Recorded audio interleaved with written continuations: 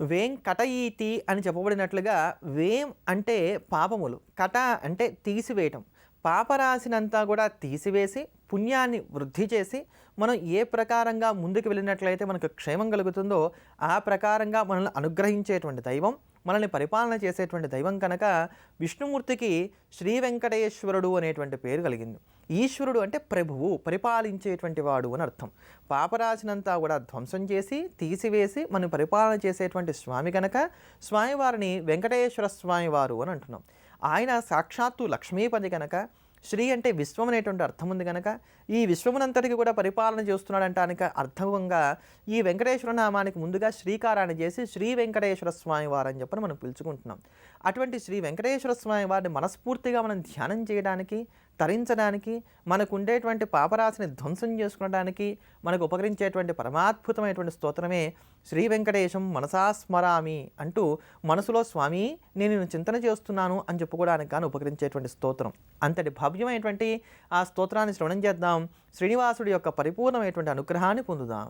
శ్రీనివాసం శ్రితపారిజాతం శ్రీ వెంకటేశం మనసా స్మరామి, శ్రీ చిద్విలాసం శ్రీ శ్రీనివాసం శ్రీ వెంకటేశం మనసా స్మరామి, వైకుంఠవాసం శ్రీ శ్రీనివాసం శ్రీ వెంకటేశం మనసా స్మరామి, పద్మావతీశం శ్రీ శ్రీనివాసం శ్రీ వెంకటేశం మనసా స్మరామి, నారాయణాఖ్యం శ్రీ శ్రీనివాసం శ్రీ వెంకటేశం మనసా స్మరామి, బ్రహ్మస్వరూపం శ్రీ శ్రీనివాసం శ్రీ వెంకటేశం మనసా స్మరామి, బ్రహ్మాండ దీపం శ్రీ శ్రీనివాసం శ్రీ వెంకటేశం మనసా స్మరామి, బ్రహ్మేంద్ర వందితం శ్రీ శ్రీనివాసం శ్రీ వెంకటేశం మనసా స్మరామి, శ్రీ శంకరార్చితం శ్రీ శ్రీనివాసం శ్రీ వెంకటేశం మనసా స్మరామి, దేవాధిదేవం శ్రీ శ్రీనివాసం శ్రీ వెంకటేశం మనసా స్మరామి.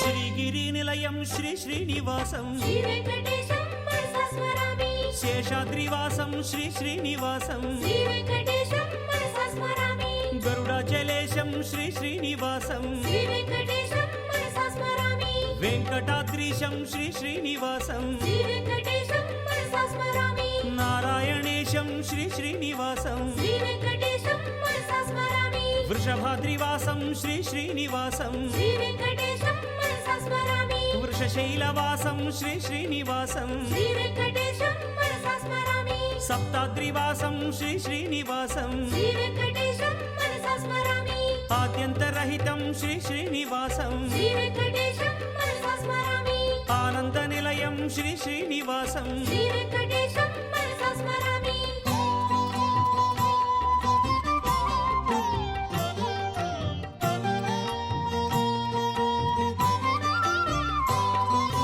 మత్స్యావతారం శ్రీ శ్రీనివాసం శ్రీ వెంకటేశం మనసా స్మరామి, కూర్మస్వరూపం శ్రీ శ్రీనివాసం శ్రీ వెంకటేశం మనసా స్మరామి, శ్రీ వరాహాత్మకం శ్రీ శ్రీనివాసం శ్రీ వెంకటేశం మనసా స్మరామి. శివ శివ శివ అని జపం చేస్తున్నట్లయితే అన్ని విధములైనటువంటి శుభములు చేకూరుతాయి అని చెప్పని. అలా ఎటువంటి పాపరాశి అయినా సరే ధ్వంసం కావాలనుకునేటువంటి వారు నిత్యం హరహర హరహర అని జపం చేస్తూ వచ్చినట్లయితే అనంతమయంగా ఉన్నటువంటి పాపాలు కూడా ఇంతే అంతరించిపోతాయి అని చెప్పని మనకి పురాణాలు తెలియజేస్తున్నాయి. అలానే మృడా మృడా మృడా అని జపం చేస్తూ రావడం వల్ల ఆ మృడనామ మహత్యం కారణం చేత మనలో విస్తారంగా ఆనందం వెళ్ళడానికి కానీ ఆస్కారం ఏర్పడుతుంది. అలానే సాంబా సాంబా అంటూ పరమేశ్వరుని పిలిచినట్లయితే గనక మనలో ఉండేటువంటి ఎటువంటి భయాలైనా సరే తొలగిపోవడానికి కానీ ఆస్కారం ఏర్పడుతుంది. ఓం రుద్రాయ నమః, ఓం రుద్రాయ నమః అని జపం చేస్తూ రావడం వల్ల రుద్రావయతీతి రుద్ర అని చెప్పినట్లుగా సమస్తమైనటువంటి దుఃఖాలు తొలగిపోతాయి. అంతేగాక వాస్తు సంబంధమైన దోషాల నుంచి కూడా బయటపడడానికి కానీ ఆస్కారం ఏర్పడుతుంది. ఇలా ఈశ్వర నామాల్లో ఒక్కొక్క నామానికి ఒక్కొక్క విశిష్టత ఉంది. అంతటి మహత్వపూర్ణమైనటువంటి మహత్య సంపన్నమైనటువంటి ఆ నామాలను శ్రవణం చేద్దాం, శివానుగ్రహానికి పాత్రులమవుదాం. ఓంకార రూప శ్రీ పరమేశ కైలాసవాస నాగేంద్రహార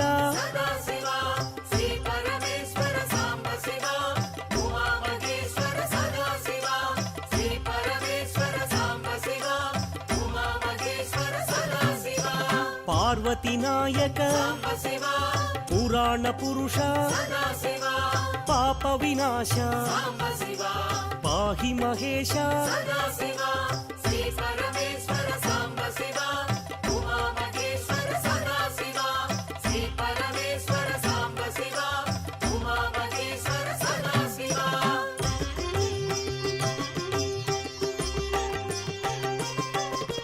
శంభో శంకర భక్తవ శంకర పాలిత కింకర భవన శంకర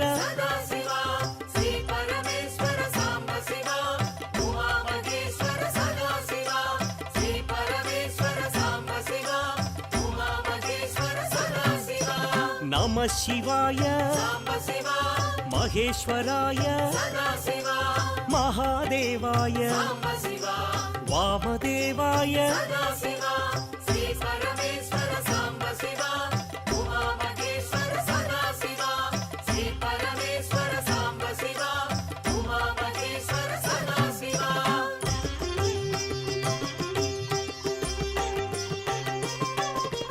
విరూపాక్షాయ శశిశేఖరాయ పినాకపాణి శంకరదేవ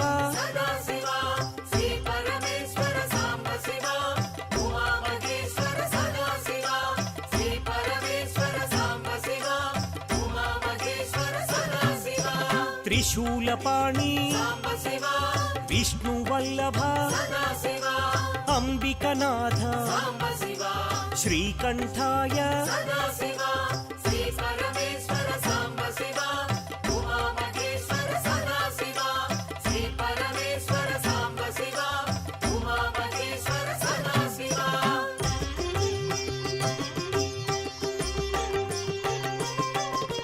భక్తవత్సల భాగ్యశీతల త్రిలోకపాల ఆశ్రితపాల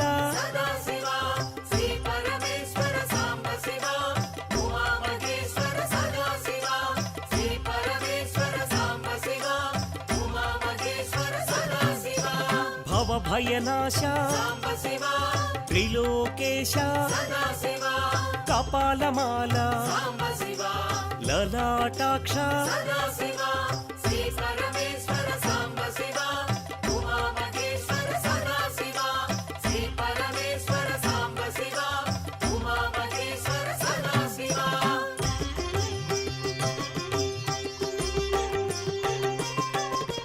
కృపానిధయే కరుణాకరనే కారుణ్య హృదయ కైవల్యదాత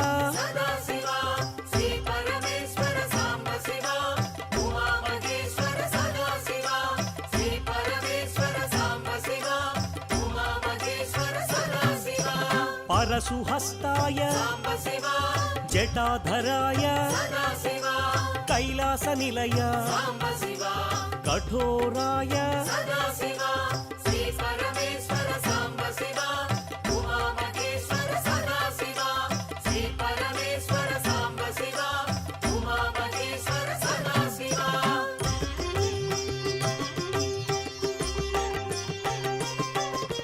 త్రిపురాంతకాయ త్రినేత్రాయ వృషారూఢాయ సామప్రియాయ